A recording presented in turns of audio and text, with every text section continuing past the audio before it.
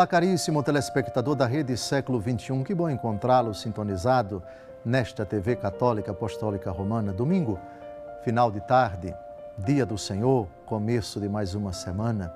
Eu auguro para você e para os seus entes queridos, seus familiares, uma semana cheia de graças.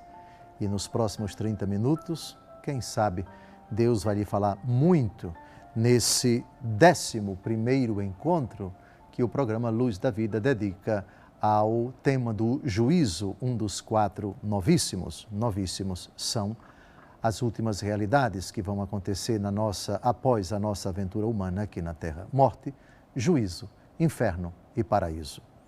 A morte, já dedicamos 29 programas, Luz da Vida. Se você não assistiu a estes programas, é convidado a acessar www.rs21.com.br. Nesta 12ª exposição do juízo, nós vamos encerrar o nosso percurso no Antigo Testamento. Nossa abordagem no Antigo Testamento foi para buscar elementos para compreendermos aquilo que só vai ficar claro no Novo Testamento. Quais são esses elementos? As características de Deus, como Deus julga, como Deus age, Ele que não faz acepção de pessoas, Ele que é íntegro, Ele que é reto, Ele que é manso, Ele que não age segundo a ira, Ele que não é vingativo no sentido humano, se bem que a vingança de Deus é a expressão de sua justiça e de sua misericórdia. E hoje escolhemos de propósito uma profecia messiânica, Isaías capítulo 11, versículos de 1 a 4, e o último livro da Bíblia do Antigo Testamento, o último livro do Antigo Testamento que se encerra com uma profecia a respeito do julgamento de Deus que vem em breve. Vem para julgar. Como dissemos nos programas anteriores, não há um único versículo do Antigo Testamento que prove ou comprove o juízo particular. Não. Isso vai ser dito com todas as letras no Novo Testamento. Da mesma forma, não há nenhum versículo, nenhum texto do Antigo Testamento que fale do juízo final.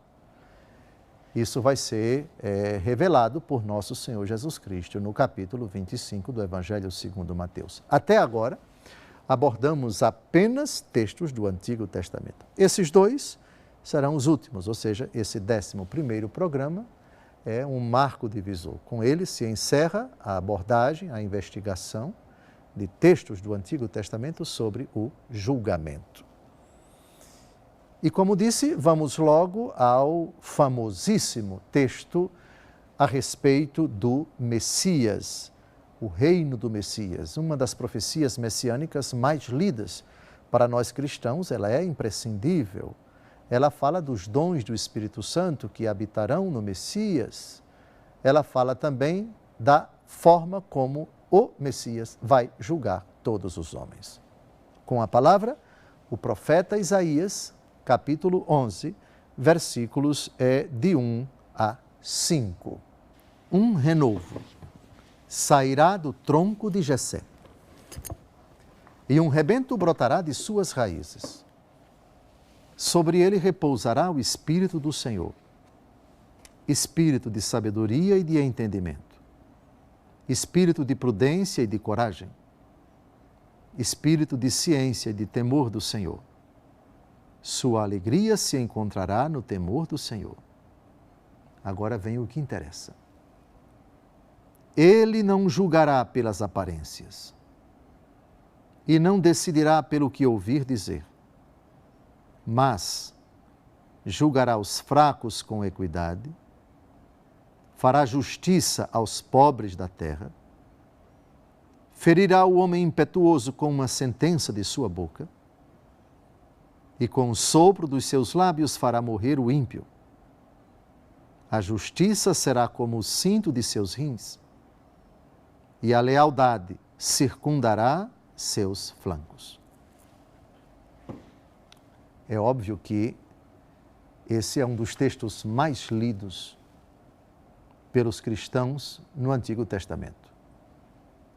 porque, com o devido respeito aos demais, este e outros poucos é um texto estritamente messiânico, porque fala explicitamente, diretamente, apenasmente do Messias, da pessoa do Messias. A segunda pontuação é que os dons do Espírito Santo, que repousará sobre ele, são dons que não estarão de fora no seu julgamento. Em outras palavras, e aqui aparecem os 6 dons do Espírito Santo, que na Vulgata são 7, porque o temor do Senhor é desdobrado no dom da piedade. Então ficam 7 dons do Espírito Santo, a saber, prudência, coragem, ciência, temor do Senhor, sabedoria, entendimento, piedade. 7 dons. Ora, se esses dons são descritos no versículo 2, e já no versículo 3 se falará do julgamento que o Messias exercitará, não pelas aparências, e o Espírito do Senhor repousará sobre ele, os dons do Espírito aqui citados estarão presentes no seu julgamento. Ele julga segundo o Espírito dos 7 dons. Isso quer dizer que o julgamento do Senhor, que aparece no versículo 3, será um julgamento com sabedoria, com entendimento, com prudência, com coragem, com ciência, com temor do Senhor e com piedade. O Senhor julgará segundo o Espírito dos 7 dons. Por isso, é um julgamento imparcial por excelência. Logo se compreende, no versículo 3, ele não julgará pelas aparências. Ah, fulano tem aparência de papa, de gente importante, engravatado, embromadinho, todo ajeitadinho, aquele dali muito bem vestido. Bobagem. Não julgará pelas aparências. O que é aparência? O que aparece. O que se vê. O que pode ser captado pelos sentidos, particularmente pela visão. Aparência. Aparência de rico, aparência de santo, aparência de nobre, aparência de grande autoridade. Não julgará pelas aparências. Não decidirá pelo ouvir dizer, pela cabeça dos outros,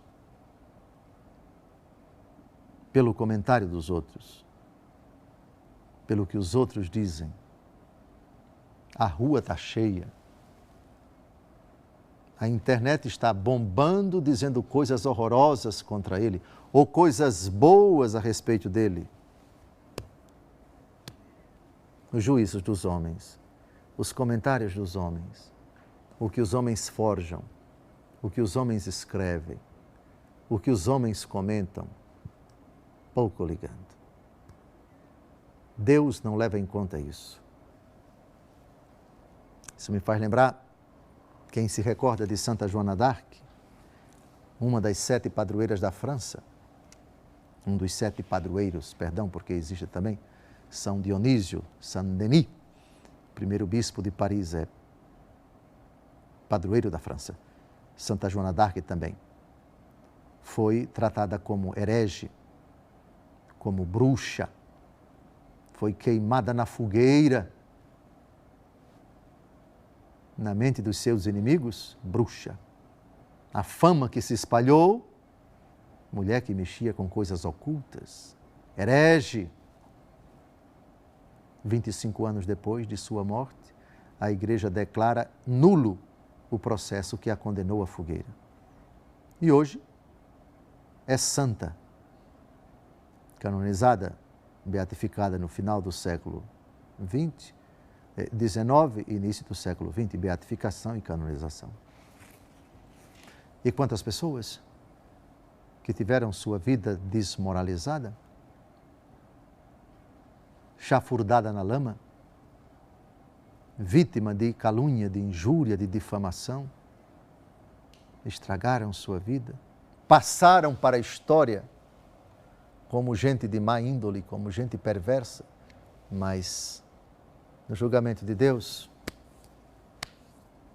Deus está pouco ligando para isso.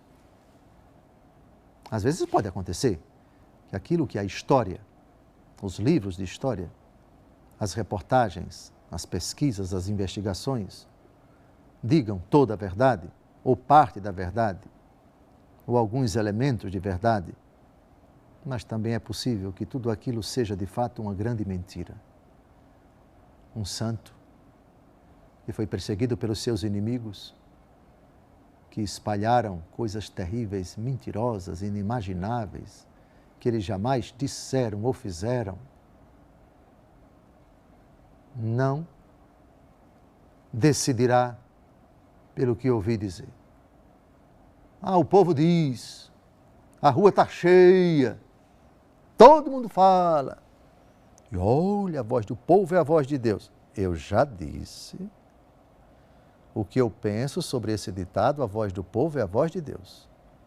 Ele só é verdadeiro quando a voz do povo é a voz de Deus, quando o povo é de Deus. Porque quando o povo não é de Deus, a voz do povo é a voz do diabo. Crucifica-o, crucifica-o, soltem Barrabás, matem este homem.